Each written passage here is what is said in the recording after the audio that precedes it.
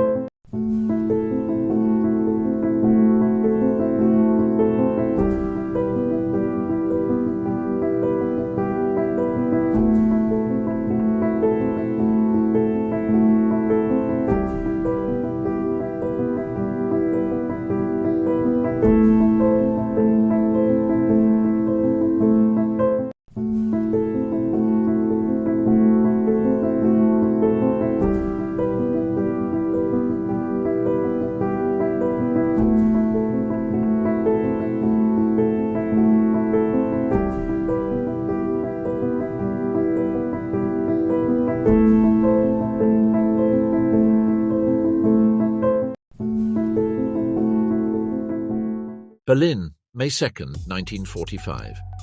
Wolfgang Leonhard, a member of the group of communist cadres sent by Stalin to rebuild Germany from scratch, looked out of the window of a Soviet car at what was left of the Third Reich's capital.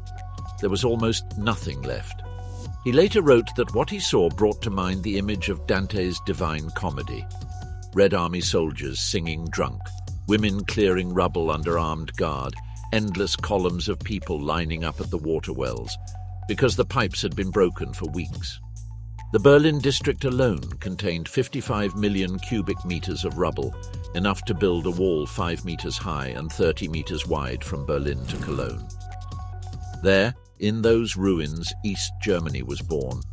But before the state existed, there were people. Ilse Henschel was 8 years old when Russian soldiers drove her family out of Sternberg, now Torzim, in western Poland. His father was in Soviet captivity.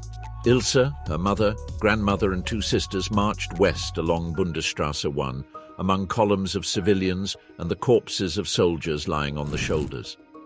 The family fell ill with typhus. The grandmother died of a leg wound that became infected. They wrapped her in a blanket, put her on a wagon, and buried her in the nearest cemetery they found.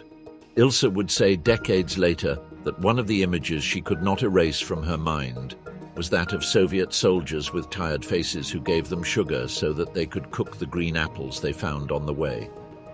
That sugar saved their lives.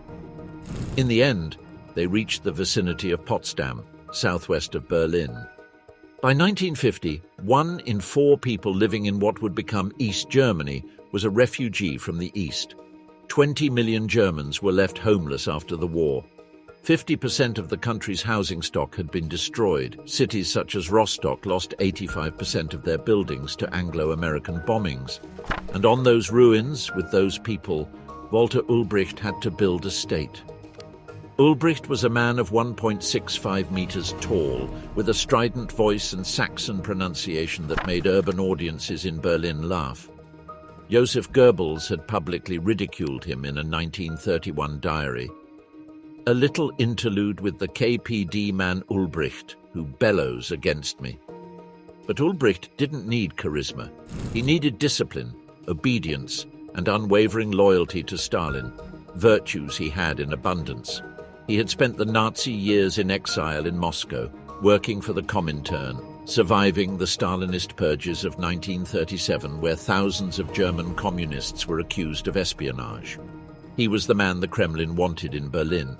His first instruction to the cadres under his command was perfectly calculated. It must appear democratic, but control must be in our hands.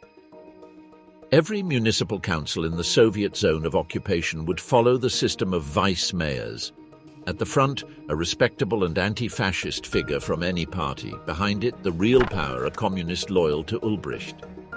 Lawyer Hans Lachmund, a founding member of the Greifswald Anti-Fascist Committee, worked for weeks to establish administrative structures in that small Hanseatic town.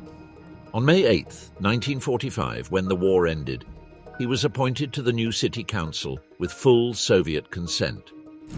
On May 28, 1945, at midnight, an NKVD officer knocked on his door and arrested him without charge. He was first sent to Camp 9 in Fünfeichen, near Neubrandenburg, a former prisoner of war camp where 6,000 Red Army soldiers had died. Then to Special Camp 2 in Buchenwald, where by the end of 1945 there were 6,000 political prisoners. The reason for Lachmann's arrest: past ties to Freemasonry. Between 1945 and 1950, the so-called Soviet special camps imprisoned 157,837 people. 35% of them died in conditions of starvation and disease that had nothing to envy to what the Nazis had practiced in those same places. At least 756 were shot by firing squad on the Soviets' own confessions. Meanwhile, the Soviets dismantled the industrial infrastructure of their occupation zone with devastating efficiency. Entire factories were dismantled, loaded onto trains and shipped east. The railroad tracks ripped out, the wiring pulled out of the walls. Physicists, chemists and engineers were brought to the Soviet Union in the early morning of October 22, 1946, in a coordinated operation called Operation Osaviakim. 2,000 specialists in a single night with their families, luggage and, in some cases, even livestock. Irmgard Grötrup, wife of rocket engineer Helmut Grötrup, who had worked on the V2 project under Werner von Braun, demanded that their 2 cows be taken away so that the children would not run out of milk. They granted her wish. But when he tried to get out the back door of his house, he found a rifle and a Slavic face that told him "Niet." By 1953, the Soviets would have extracted from the Eastern Zone the equivalent of more than $15 billion in reparations and industry. 60% of the industrial production in progress between 1945 and that year went directly to Moscow. And yet, workers in the area reached 1938 production levels as early as 1950, paying 3 times as much in reparations as their Western counterparts. The founding of the German Democratic Republic on October 7, 1949, was the logical conclusion of a 4-year process. Wilhelm Pieck, 73, became president. Otto Grotewohl, former Social Democrat, as minister-president. Ulbricht took the position that really mattered, one of the 3 vice-presidents. As always, the system of vice-mayors. That same day, in the lobby of Hermann Göring's former air ministry, the only building in Berlin to survive the Anglo-American bombings virtually intact, a 22-year-old woman in a blue uniform of the Free German Youth waited for Wilhelm Pieck to finish his founding speech. Her name was Margot Feist. The daughter of a shoemaker and a factory worker, she had grown up in the communist underground resistance of Halle, while her father spent years in the concentration camps of Lichtenberg and Buchenwald. She was chosen to be the first to congratulate the new president. He advanced to the podium, handed him a bouquet of flowers and shook his hand as 200,000 young people with torches marched down the Babelplatz at the foot of Unter den Linden.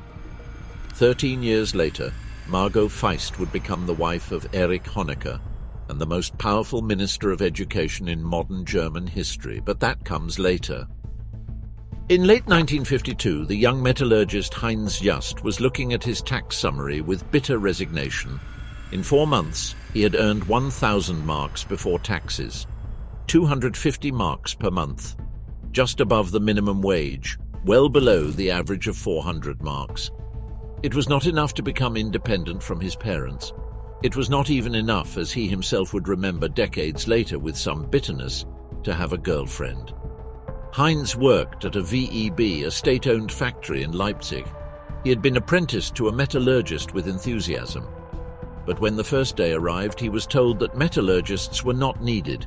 He would operate 3 machines simultaneously in shifts that included changing nights and schedules. 2 years later, he was still doing the same thing. This was the GDR in its early years. The 5-year plan, inaugurated in 1951, promised an industrial takeoff, but the resources were gone before they arrived. In 1952, 11% of the state budget was allocated to the army, while health received 6% and education 8%. The shelves of the stores remained empty. Food remained rationed. The USSR had abolished rationing in 1947, West Germany in 1950. The GDR would not do so until 1958. A plague of potato beetles in 1952 forced schools to close repeatedly in the summer for students to comb the fields for so-called Yankee beetles, because the government claimed the Americans had dropped them from their planes as biological warfare. The historian Katja Hoyer, born in East Germany itself, describes in her work Beyond the Wall, 2023, how by 1953, 60% of the soldiers of the new militarized police had weapons but not enough cartridges to train. Walter Ulbricht had called for cutting 20,000 people's police while creating a force of civilian volunteers, men and women from the neighborhoods wearing red armbands and no uniforms, which reached 160,000 people by 1960. And in that situation, Stalin died. It was March 5th, 1953. In Leipzig, chemistry student Hubert Marusch found out as he walked to class. He described the news as a sense that something monumental had happened, not out of love for the dictator, but because Stalin had always been there. Funeral eulogies were improvised throughout the country in university classrooms with black mourning bands. In Leipzig, a statue was installed in front of the ruins of the new theatre. By the time Berlin workers took to the streets in early June, the fragile world Ulbricht had built on promises of sacrifice was about to collapse. On June 16, 1953, he began on the Stalinallee, the great avenue of socialist blocks that Ulbricht had ordered to be built in East Berlin. The masons of Block 40 stopped working and marched to the former Air Ministry, now the seat of government. They came with their tools on their shoulders, the lime and sweat still on their clothes. They sang, "Das hat alles keinen Zweck, der Spitzbart muss weg." There is no reason for reforms as long as the goatbeard does not leave. West Berlin's radio station, RAS, quickly spread the news. By the next day, the strike had spread to more than 250 cities and towns across the GDR. In Jena, 17-year-old student Gerlinde Böhnisch-Metzmacher was walking along the historic Bachstrasse when she saw demonstrators throwing new typewriters out of the windows of the official union headquarters. I heard slogans, "Down with the work quotas" and "We want free elections." Then he saw a human figure hanging from a lamppost in the city. He was alarmed. When he approached, it turned out to be a policeman's uniform. People had forced an officer to take off his Russian uniform and leave in his underwear. The total participation was approximately 1 million people throughout the country. In Berlin, more than 100,000. In Halle and Leipzig, 60,000 and 40,000 respectively. The police were overwhelmed. No one knew where Ulbricht was. Rumors were circulating that Pieck had poisoned himself, that the West Berlin police were on their way. At 1 p.m. on June 17th, the Soviets declared a state of emergency in 167 of the country's 217 districts. Soviet Chief of Staff Vasily Sokolovsky personally flew to Berlin to take command. The same man who had led the Battle of Kursk, the largest tank battle in history, was now deploying armor against construction workers. The repression was methodical. Around 15,000 people were arrested. 2,500 convictions were handed down. At least 55 protesters were killed. At least 20 were executed. Alfred Diener, a 26-year-old metallurgist from Jena, had marched with students Gerlinde and Christa on June 17th. On the 18th, he was taken to Weimar, summarily tried, and executed. The uprising of June 17th showed something that Ulbricht's propaganda never wanted to admit, that the dictatorship of the proletariat had lost the support of its own base. By 1953, only 38% of SED members came from the working class. But the uprising also saved Ulbricht. The Soviets, busy with their own power struggles after Stalin's death, especially the arrest and execution of NKVD head Beria on June 26th, decided to keep the devil known. Ulbricht survived politically. Eventually he would return to his program, more determined than ever. After June 17th, Ulbricht had to give in. He reduced work quotas, he stuffed store shelves with Soviet subsidies. The Soviet Union forgave $2.5 billion in debt and returned the last 33 confiscated industrial enterprises. In 1 week, 3,000 wagons loaded with butter, fats, oil and canned fish arrived, according to writer Erich Löst, a member of the SED at the time. Gerd Vanselo, 13, who lived near Schwerin in the north, recalled the brutal contrast decades later. "I still can't see the turnips. We had them all the time after the war, and there was no meat. We even set mouse traps with seeds to hunt sparrows. But by the mid-50s, things got much better. I really can't complain. We had everything we needed, and I never went hungry again." And on February 25, 1956, Nikita Khrushchev gave his famous secret speech at the 20th Congress of the CPSU in Moscow, demolishing Stalin's cult of personality for 4 hours. Ulbricht was woken up at 3 a.m. in his hotel room to receive the summary. He took a few hours. By breakfast, he had already formulated his public response. Stalin can no longer be considered a classic of Marxism. It was the same man who had written that Stalin was the greatest genius of our age only 3 years earlier. The GDR then began an adversarial process.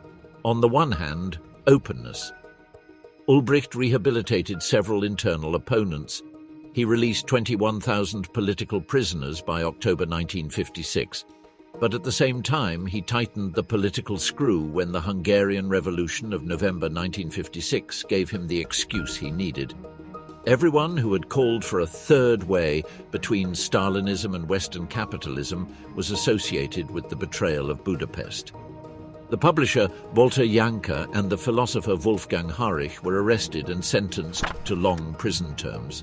Gerhard Ziller, Ulbricht's economic critic, committed suicide in December 1957 under the pressure of interrogations. The 50s and early 60s were also years of literal construction. Christine Nagel, a young woman in the late 50s, wanted to move to Dresden when her boyfriend finished his military service in 1959. But Dresden had been so devastated by Allied bombing that it took nearly 10 years to clear the rubble before it could begin to rebuild in earnest. Christine and her husband married in 1961 and obtained a 36-square-meter apartment on the 3rd floor of a new block on Luisenstrasse, 2 bedrooms just the right size for a bed and a wardrobe, a small kitchen dining room, a living room with only one source of heat, a coal stove that had to be fed from the basement, no fridge, no bathroom, no running water, just a tap in the common hallway. And yet, I've never been happier in my life. All of her neighbors had small children. They washed clothes together at the communal tap while children raced on scooters down the hallway. They left the babies for each other to run errands. The neighborhood was a community. Christine racked up hours in the Workers' Housing Association's cooperative construction program, 500 hours or more of physical labor on city sites, plus regular contributions to the fund. And by 1969, she was assigned a new floor with its own bathroom. "I thought I was dreaming," she later recalled. The new floor was twice as big. This is what East Germany offered its working-class citizens, and which many of them recognized as unprecedented in German history: real social mobility. Gero Vanselo, the son of a single mother who had hunted sparrows with mouse traps, entered the Air Force in 1960 at age 19. A distant uncle in Cologne, in West Germany, was enough to deny him a pilot's position. But in a land role he proved his worth, studied telecommunications engineering in state-funded Leipzig, and became Oberstleutnant of the National People's Army, the refugee child of Stolp in Pomerania. In 1955, just over half of the women of working age in the GDR were employed. By 1970, the figure would reach 2/3. In the Federal Republic in the same year, only 27.5% of women worked. The childcare service, subsidized almost 100%, covered from 6 a.m. to 6 p.m., designed so that both parents could work full-time. Karin Tobianke, the daughter of a stonemason and a farmer from Saxony, was called by her physics teacher in 1965. Karin's father went to the meeting expecting not to know what. The teacher explained that Karin was the brightest student in her class and wanted to enroll her in the expanded high school in order to qualify for college. The father, who had spent his whole life trying to hide his rural accent when talking to strangers, who had never had a child in college, asked nervously, "But don't you risk failure?" And in the end she gave in. "Good girl, but don't be ashamed and fail." Karin studied in Dresden, visited the Associated Institute in Smolensk in 1972, went to Lenin's mausoleum in Moscow, and eventually became a history and Russian teacher. A generation earlier, she would have been a cashier at a local store. On August 13, 1961, construction of the Berlin Wall began. That night, Hagen Koch, who at the age of 19 had just joined the Stasi Guard regiment, helped draw on the asphalt the exact line where the concrete would be lifted. The first days they used barbed wire. The city woke up divided. The immediate impact on the GDR was, paradoxically, stabilizing. The exodus of professionals and skilled workers to West Germany, which had reached 330,000 people in the first 6 months of 1953 and remained massive until 1961, came to a screeching halt. The vacancies in hospitals were filled. The engineers remained. The teachers did not leave the classrooms. The economy, deprived of this bleeding, began to grow more coherently. But 140 people died trying to cross the wall between 1961 and 1989. On May 7, 1957, Erich Mielke became Minister for State Security, the Stasi. He was 49 years old. He had been born the son of a Berlin carter in 1907, had been a member of the Communist Youth since he was 14, and on August 8, 1931, had shot a Berlin police chief and his driver in the back at point-blank range during a demonstration at Bülowplatz. He fled to Moscow. He spent World War II working for Stalin's secret service. When he returned to East Berlin, he was the man of the aircraft. At the Ministry of State Security on Berlin-Lichtenberg's Normannenstrasse, 15,000 bureaucrats worked daily. The archives of the complex, which ended up covering 2 square kilometers, contained 111 linear kilometers of files. There were files on millions of citizens. The total number of Stasi employees reached 97,000 at the end of the state's existence, but the number that truly defines this institution is different. 173,000 unofficial collaborators, the so-called IMs, inoffiziell Mitarbeiter, unofficial collaborators, distributed among the population, 1 Stasi agent or collaborator for every 63 people. If occasional informants are counted, the proportion drops to 1 for every 6.5 citizens. Comparison. In Hitler's Third Reich, there was 1 Gestapo agent for every 2,000 citizens. In the USSR, 1 KGB agent for every 5,830 people. In the GDR, the Stasi surpassed both in penetration and surveillance density. Mielke was meticulous to the point of pathology. The cards of the secretaries in his office specified that they should remember to place a loaded fountain pen, a sheet of paper for the pen, and a brown folder on their desk. The trash can had to be in the exact corner between the desk and the phone. Your breakfast eggs, boiled exactly 4.5 minutes, poked before cooking. On January 3, 1968, shortly after his 60th birthday, he suffered a stroke. Her doctor recommended reducing stress, exercising more, sleeping. He gave up alcohol and tobacco. He couldn't change his compulsive need to control everything. how did this device work in practice on everyday life? Anna Funder, an Australian journalist who spent years reconstructing testimonies of victims and agents in the GDR, documented the case of Miriam, a young woman who in 1968, at the age of 16, tried to climb the wall with her best friend in an impulse of adolescent rebellion. She was captured, tried, sentenced to 18 months in the infamous Hohenschönhausen prison, where cells were designed for total sensory deprivation with no windows or natural light, and released in 1970 at the age of 17 and a half. When he met Karl-Heinz Weber, a young gymnastics teacher everyone called Charlie, it took him months to understand why she was so quiet, so withdrawn. He wanted to get to the bottom, and he did. Charlie Weber wrote a book about how the GDR dictatorship resembled any other dictatorship. He sent it to a West German publishing house. The Stasi knew this. I had known it all along. Charlie and Miriam applied for permission to emigrate. In August 1980, he was arrested.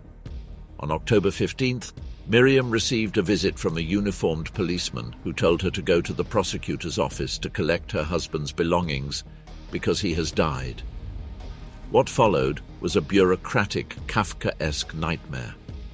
The officials changed the version of how Charlie had died depending on the day of the week, whether he had hanged himself with the elastic of his pants, whether with his underpants, whether with a piece of sheet. The defense attorney, when Miriam went to see him, asked him, "Do you really think I'm crazy? Do you think I'm going to stand there and ask what happened?" At the funeral in the South Cemetery, men with telephoto lenses were stationed in the bushes. On the scaffolding of the cemetery offices were Stasi agents 2 by 2. When the casket was lowered into the grave, there were 2 agents sitting at a folding table watching. The Stasi's funeral file, which Miriam would obtain years later, specified the surveillance plans exactly, including the real name of the cemetery manager who had cooperated with the ministry and the expected date of cremation of the body, one day after Miriam buried the coffin. Miriam believed that Charlie had not committed suicide, that there could have been another person in the coffin, or no one. He spent years waiting for the judicial exhumation. The Stasi kept files of emergency plans alive in its files. By 1989, there were alphabetically arranged lists with the names of 85,939 citizens to be arrested on Day X. The plans included converting Nazi schools, hospitals and detention centers into internment camps. Also the necessary equipment: green armbands 2 centimeters wide for the barracks bosses, yellow with the letters JT in black for the shift leader, and the package that each detainee would receive when arrested: 2 pairs of socks, 2 towels, 2 handkerchiefs, 2 changes of underwear, a woolen garment, a brush and toothpaste. Shoe polish and shoe brush, more hygienic supplies for women, everything calculated, everything is planned, except what happened. On May 3, 1971, Walter Ulbricht formally requested to be relieved of his duties as first secretary of the SED. He did it because he had no other choice. Erich Honecker had sent Moscow a letter signed by 13 of the 21 members of the Politburo calling for his removal, arguing that Ulbricht's advanced age, 78 years old, prevented him from processing the workload. It was the same courtesy with which Ulbricht had eliminated his own enemies decades earlier. Honecker was 58 years old. He was not particularly charismatic. She was 1.68 meters tall and had her hair combed back with wide entrances. His black, thick-rimmed glasses became iconic without being inspiring. He constructed sentences awkwardly, had a limited vocabulary, and a well-documented tendency to get nervous in front of foreign leaders. The official photographer of the Soviet leadership, Vladimir Muselyan, recalled that when Brezhnev swam with Willy Brandt in the Black Sea in 1971, Honecker watched from the shore with an overly anxious smile. But Honecker did understand something that Ulbricht never fully understood, that people needed tangible things, not just promises of the future. Its slogan was the unity of economic and social policy, their promise that what workers produced would be immediately reinvested in their own well-being. And in the early years, that promise was kept. In November 1971, The Jumo departments of Centrum shopping malls throughout the GDR put original Levi's pants on sale. The young people arrived en masse. Werner Jarowiński, the Politburo member responsible for trade, reported to Honecker that shop assistants had to be reinforced with employees taken from administrative areas and that more fitting rooms had to be set up. In 4 days, at the end of November 1971, almost 150,000 pairs of jeans were sold throughout the GDR. But American brand name jeans were expensive. The government began to produce its own: Wisent, European Bison, Boxer, Shanty. The VEB clothing factory in Templin, an hour north of Berlin, had 400 workers in 3 shifts producing up to 6,000 pairs a day exclusively for the domestic market. The problem was cotton. The cotton that arrived from the USSR had short fiber, inappropriate for jeans. It had to be mixed with synthetic fiber. The result was stiff, difficult to wash, without the worn effect that everyone wanted. Some young people from the GDR found the solution. They put their jeans in a bathtub filled with hot water. When dry, the fabric molded to the body as if it were painted. But many preferred the remedy anyway to not having jeans at all, and Oriental jeans were sold en masse. The young Angela Kastner, who would eventually become Angela Merkel, wore jeans and parkas sent by her relatives in Hamburg, even though she lived in Templin, the city where GDR jeans were produced. "I almost never wore clothes from the GDR," he would say years later. The housing system also advanced. The massive prefabricated block construction program, the Plattenbau, produced more than 2 million new apartments under Honecker. They had central heating, their own bathroom, modern kitchen. For those who came from pre-war apartments without hot water, it was literally a leap in quality of life. Working Saturdays were abolished in 1967. The 43.75-hour work week would maintain the same pay. The average monthly income rose from 755 Deutsche Mark in 1970 to 1,021 Deutsche Mark in 1980. Rents, heavily subsidized, cost a fraction of the salary. By 1980, nearly 40% of households had a car. Erika Kruger worked at the VEB Wilhelm Pieck furniture factory in Anklam, Mecklenburg, from the age of 15. She was the daughter of a blacksmith and a seamstress, with 3 siblings, and a university degree was out of reach from the start. She needed to be financially independent as soon as possible. Apprenticed at 15, he produced Bauhaus-inspired shelving systems so highly valued that more than 90% of his output went for export to the USSR and also to catalogue companies in West Germany, where buyers bought them without knowing they came from across the wall. Erika earned financial bonuses and medals for her work. In her spare hours, she founded a weaving and sewing circle.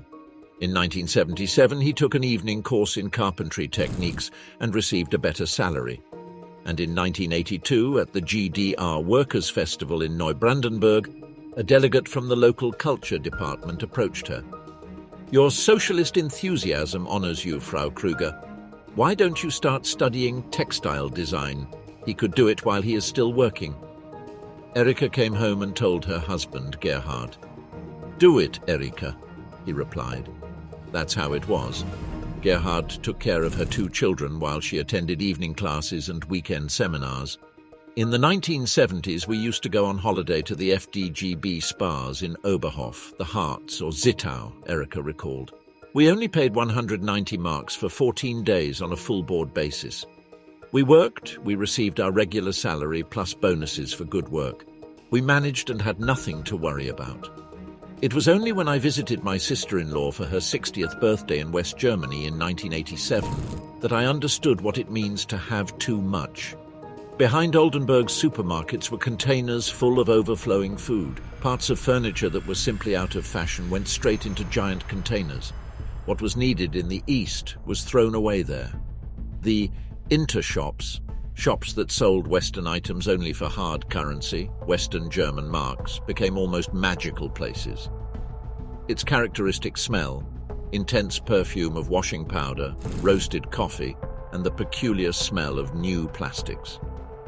It just smelled like the West, many people at the GDR recalled decades later.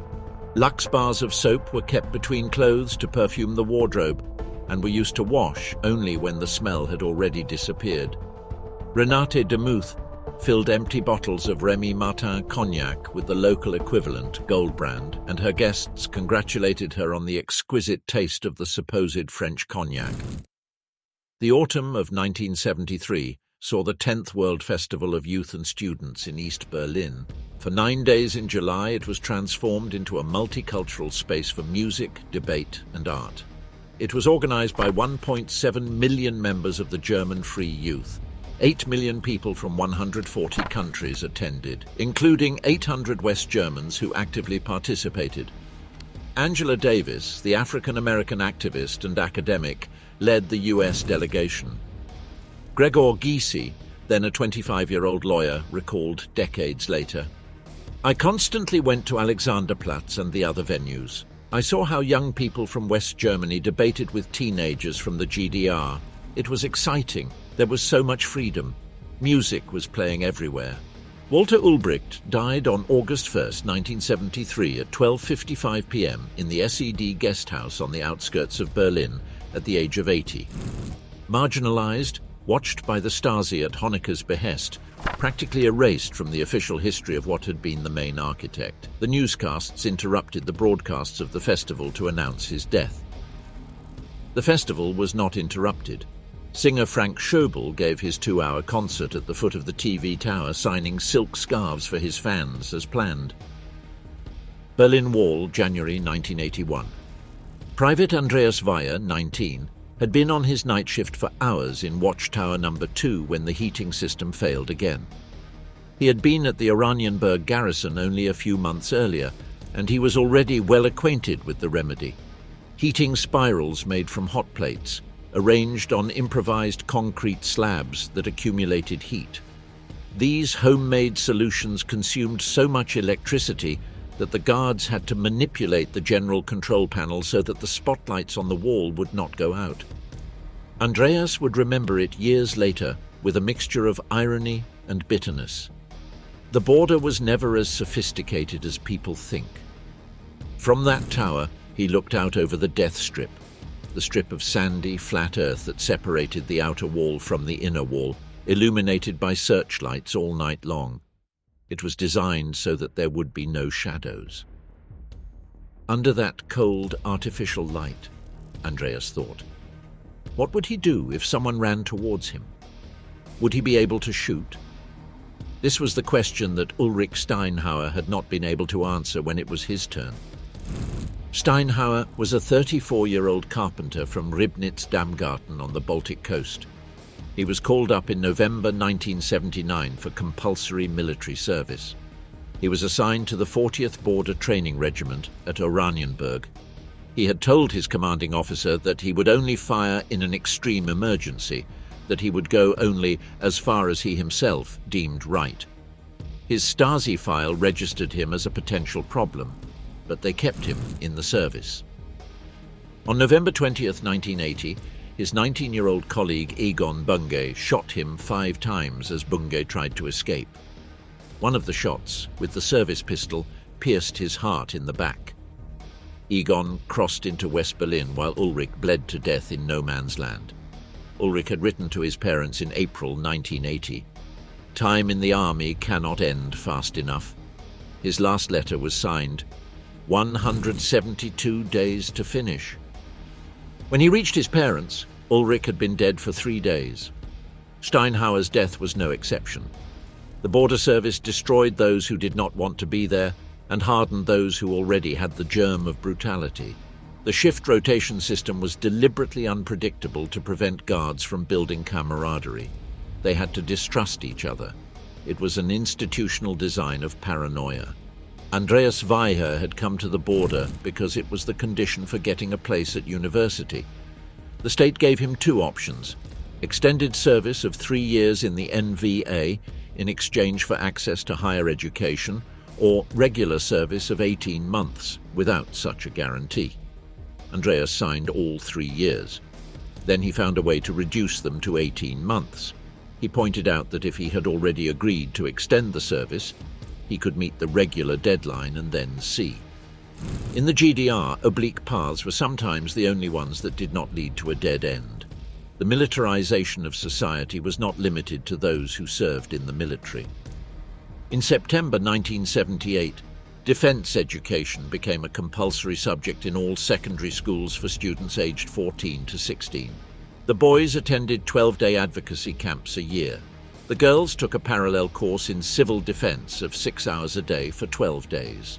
The curriculum for 4- and 5-year-olds in kindergarten stipulated that the relationship of children with the armed forces should be strengthened.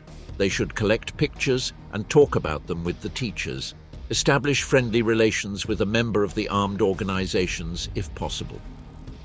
The 6- and 7-year-olds should know that our soldiers are also workers. They protect the people and their work and monitor their ability to play quietly. Music and art were frequently directed toward military subjects in elementary schools. Students learned marches or were asked to draw tanks and combat scenes. And yet, militarization also had consequences unforeseen by its designers. The Society for Sport and Technology, GST, founded in 1952 to prepare and recruit young people for military service, offered classes in driving cars, motorcycles and trucks, courses in glider flying, diving, shooting. To whomever he wanted, he provided adventure, structure, and access to things that would otherwise be out of reach. By 1989, it had 650,000 members. Eckhard Neudecker voluntarily enlisted in the NVA in 1962 when he was 18. His mother had died when he was a child. His father had returned from the war changed, unable to give him what he needed. The army gave him a stable bed, an income, companionship, rules, and a home. They pushed him to become an officer. What the NVA offered men like Eckhart was not available in the West German army in the 1960s. 75% of GDR officers in 1956 came from working-class families. A journeyman's career in the Bundeswehr without the Abitur, the academic qualification for university access, was practically impossible. In the summer of 1981, Erich Honecker met Leonid Brezhnev at his summer residence in the Crimea. Brezhnev was 74 years old and unrecognizable. The strokes of the previous years had left him mechanical, repetitive, unable to hold a real conversation. He read his points on a sheet of paper without looking at his interlocutor. What he said was, however, perfectly clear. The Soviet Union would reduce its oil exports to the GDR from 19 to 17 million tons a year. Honecker, in desperation, wrote 2 letters begging him to reconsider. Moscow sent in response to Konstantin Rusakov, secretary of the Central Committee of the CPSU, who traveled to Berlin on October 21, 1981, to tell Honecker that Brezhnev's hands were tied. "I know how much difficulty we caused you with this," Rusakov said, "but believe me, we have taken the toughest measures in our own country. Brezhnev told me, when you talk to Honecker, tell him that I cried when I signed this." Brezhnev's tears in Moscow moved no one in Berlin. Honecker replied coldly, "Please ask Comrade Leonid Ilyich Brezhnev openly if 2 million tons of oil are worth the destabilization of the GDR." The problem was structural.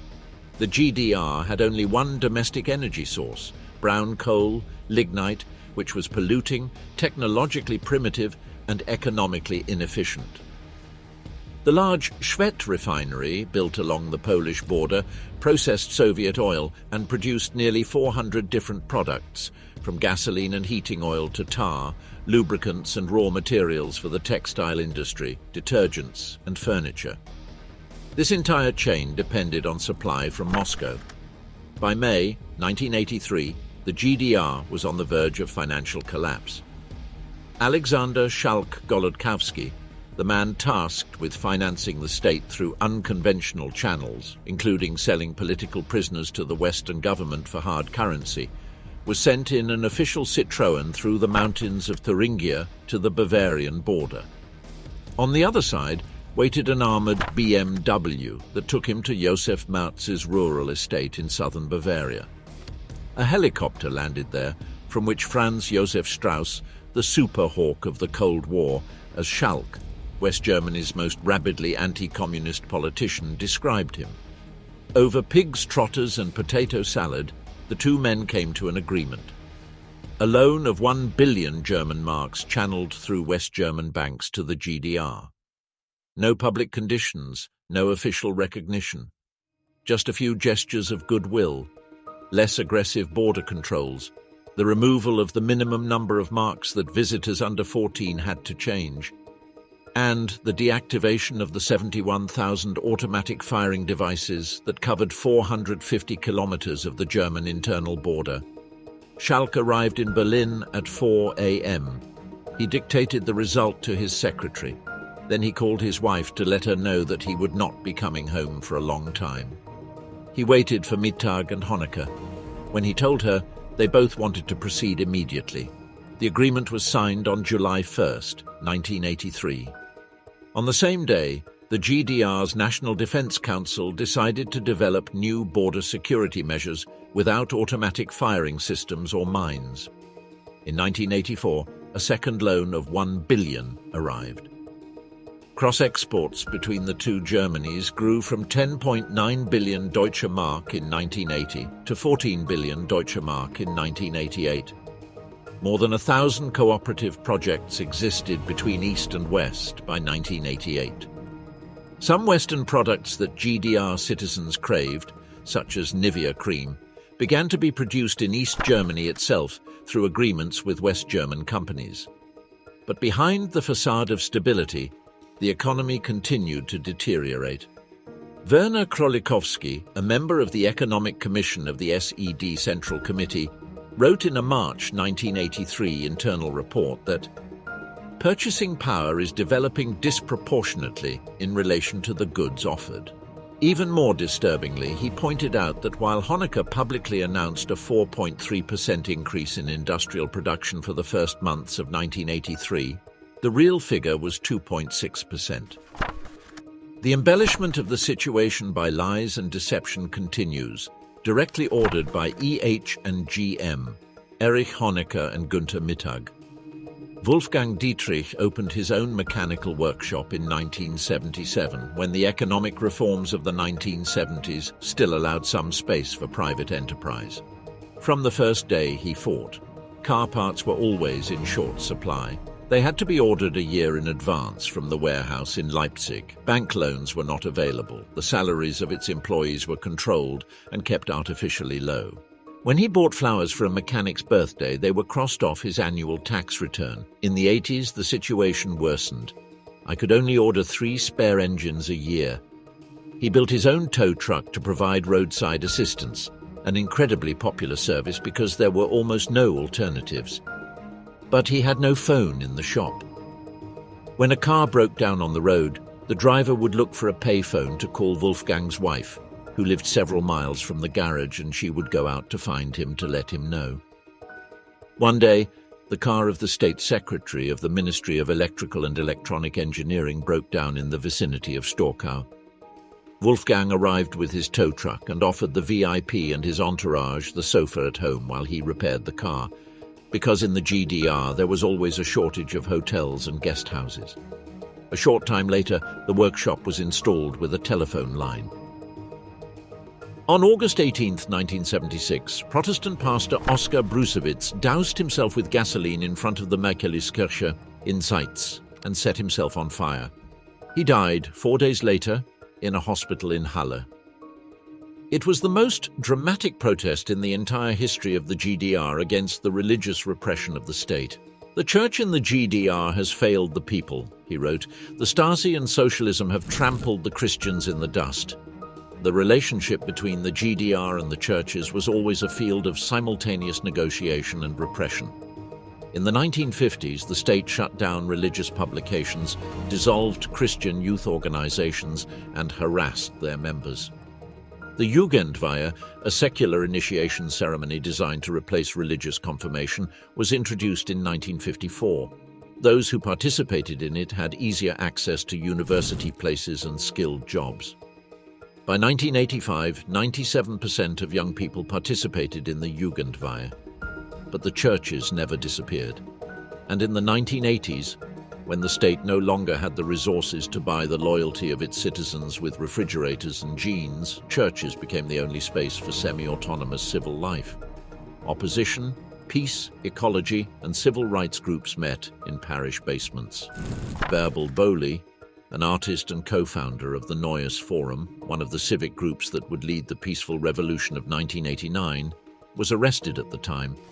She was defended in court by the young lawyer Gregor Gysi, then a member of the SED. The Stasi knew all this.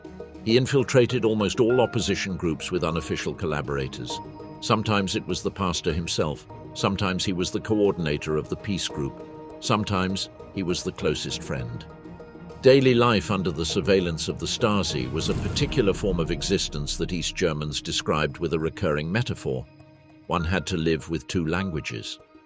What you said at home was one thing. What you said at work, at school, at party meetings was different.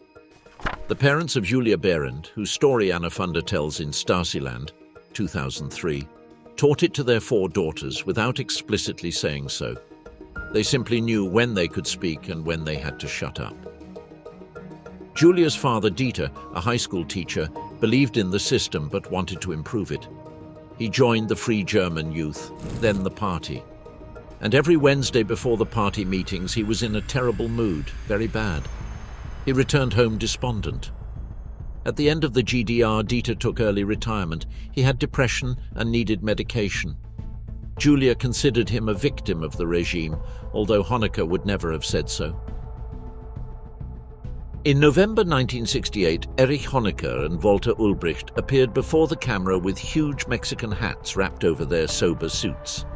The hats were the souvenir that Margita Gummel, 27, from Magdeburg, had brought them from the Olympic Games in Mexico City, where she had won gold in shot put, setting a new world record by surpassing the 19-meter barrier for the first time in women's history.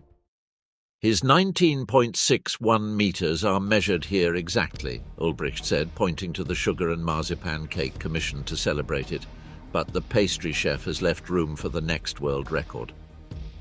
The Mexico City Olympics were the first in which the GDR participated with its own national team, separate from the German joint team that had competed in 1956, 1960 and 1964. GDR finished 5th in the medals table, 3 positions ahead of West Germany. For the leaders of a state that had been diplomatically ignored for decades and that until 1969 was not recognized by any non-communist state, those games were an unprecedented image victory. Honecker understood it perfectly. Elite athletes are models that others will want to imitate. New generations will be won over to the sport. Together, competitive sport, mass sport, and systematic physical education in schools have contributed to the prestige of our socialist state. The system was brutally efficient.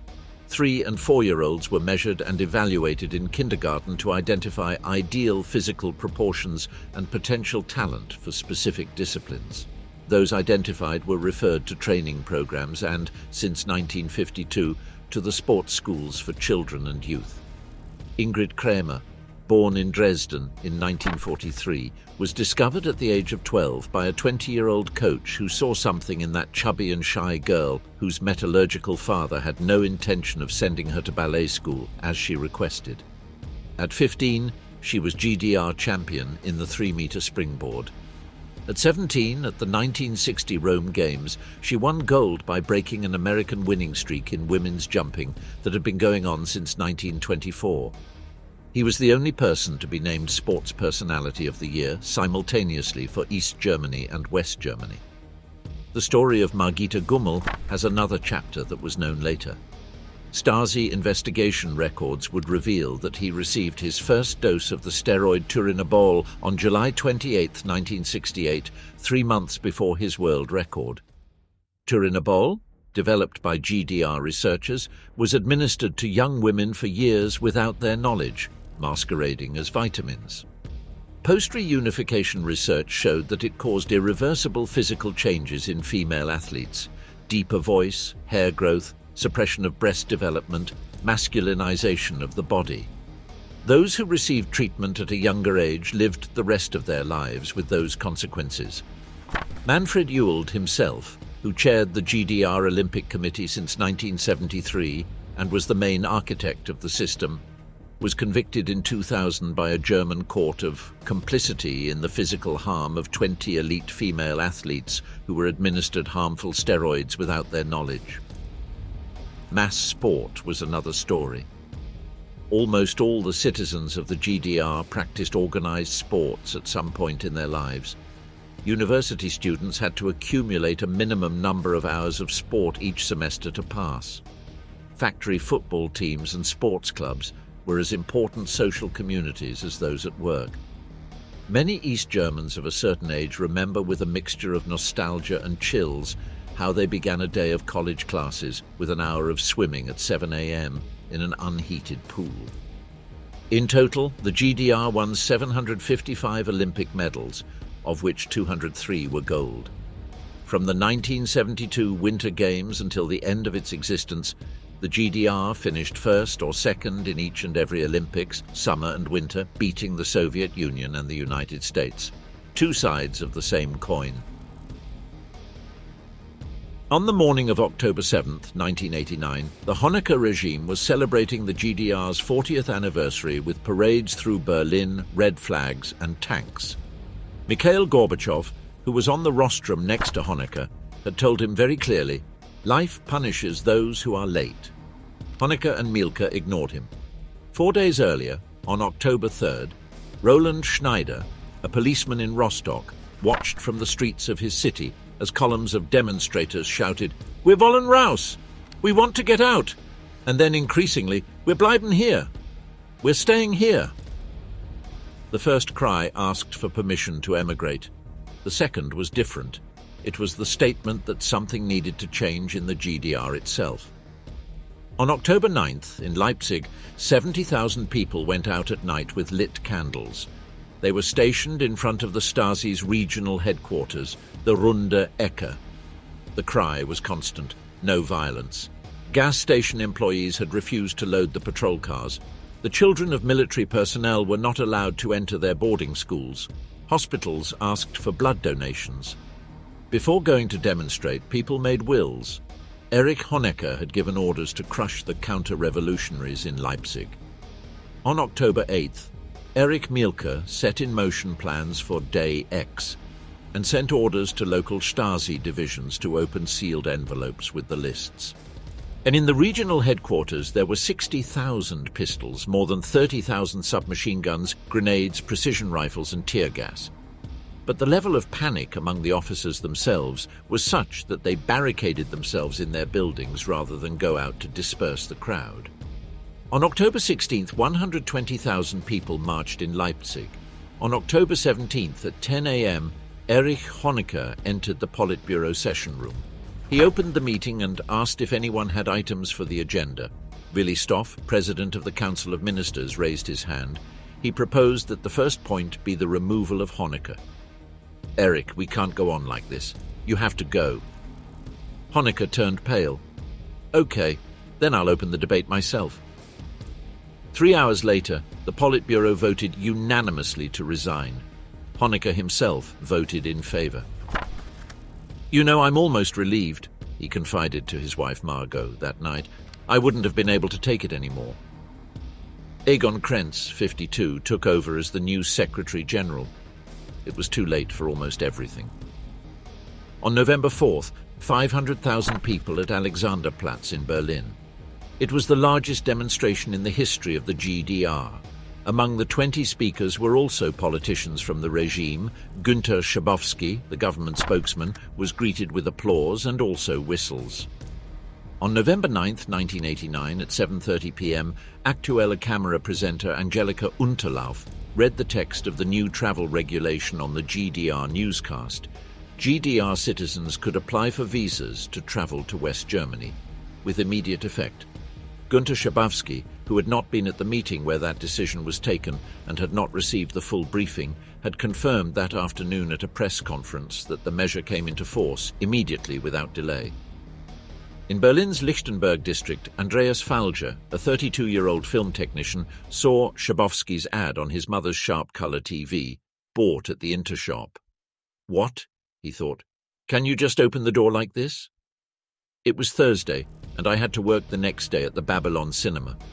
He took 100 marks and a map of West Berlin from his mother's flat, went back to his apartment in Prenzlauer Berg, turned on the West German ZDF, which had a football match, and waited until 10:40, when the news announced, "East Berlin has opened the wall." He put on his leather jacket and walked towards the intersection of Bornholmer Strasse. Lieutenant Colonel Harold Jäger, responsible for passport control at Bornholmer Strasse, repeatedly called his superiors that night seeking instructions. The only ones he received belatedly to let the most unruly pass, those who were at the front of the line, and to stamp their passports in such a way that he marked them as those who had left voluntarily and could not return. It was an attempt to expatriate them. The crowd pressure was too much. At 11:29 p.m., Jäger made the decision on his own. He ordered the barriers to be lifted and passport controls to be stopped. Andreas Falger crossed the Bösebrücke Bridge. He reached the last 30 meters of the bridge, which belonged to the French sector. He saw 2 West Berlin policemen. At that moment, I understood that I was really in the West. I didn't know where to go. He took a taxi. The taxi driver, knowing that it was from Prenzlauer Berg, opened his eyes. "But that's the East! For God's sake!" Andreas asked to be taken to Charlottenburg, where a friend lived in a shared flat. He looked out the window at the glimmers of West Berlin shops passing by at taxi speed. "It looks like our Berlin," he thought. "Only the shop windows are more colorful. I will never forget those dazzling neon lights." When he arrived at his friend's flat in Charlottenburg, he slumped on a couch and opened his first bottle of Beck's beer. Miles to the north, Roland Schneider followed the events on television from Rostock. The next day, his wife and children would cross into West Germany without him because he had a job. The first item he asked to be brought from there was a Mars chocolate bar, specifically. Many East Berliners came to the Kurfürstendamm, West Berlin's great shopping avenue. The FRG government gave 30 welcome marks, and then 100, to each GDR citizen upon arrival. On November 20th, the number of visitors would reach 10 million.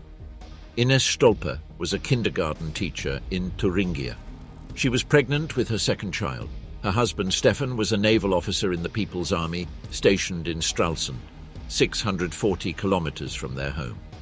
Crossing into Bavaria days after the fall of the wall, he arrived in the small border town of Melrichstadt, a city of 6,000 people with 2 Bundeswehr battalions that had lived decades in the shadow of the wall.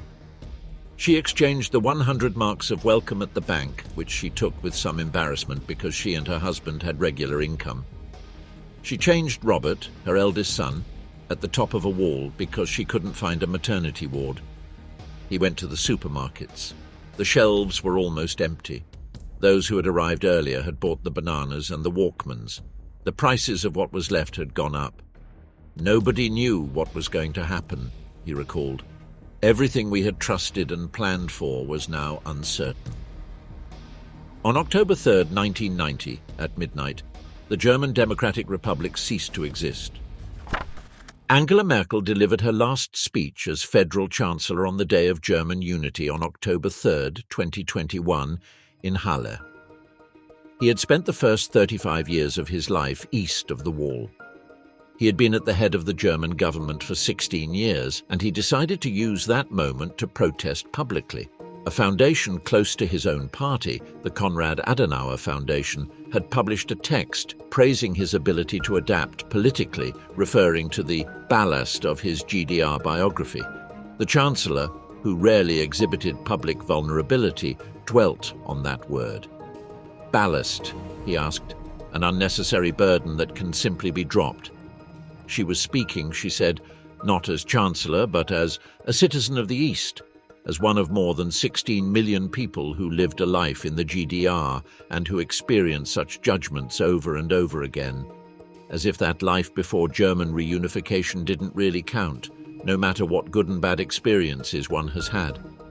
Polls taken since 1990 show that most former GDR citizens have continued to feel like second-class citizens in the reunified country. 2/3 continue to feel it today.